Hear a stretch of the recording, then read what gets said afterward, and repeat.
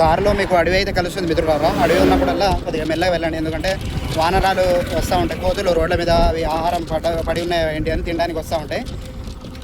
మెల్లగా అయితే వెళ్ళండి, ఎందుకంటే మనలాగే అవి కూడా జీవాలన్నమాట, నోరు లేని జీవాలు. మనం అంటే నోరు ఉందనుకోండి, వాటికైతే నోరు లేవు. అవి ఆహారాలు సేకరించడానికి ఏదైతే ధాన్యం ఉందో, ఇంకా రైతన్నలు ఏదైనా తీసుకెళ్తూ ఉంటారు రోడ్డుకు, వ్యవసాయ మార్కెట్లకు, అలా పడిపోయిన వాటిలో తినడానికి మాత్రం ఇవైతే రోడ్డు మీదకి వస్తూ ఉంటాయి.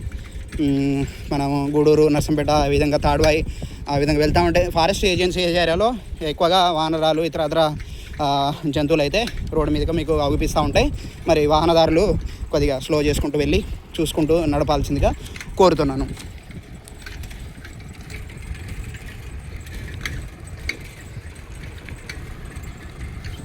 CO2లు తొలగించండి, ఓయును పెంచుదాం, అంటే కార్బన్ డైఆక్సైడ్ను తొలగిద్దాం, ఆక్సిజన్ను పెంచుదామని బోర్డు అయితే అటవీ శాఖ ద్వారా ఉందన్నమాట.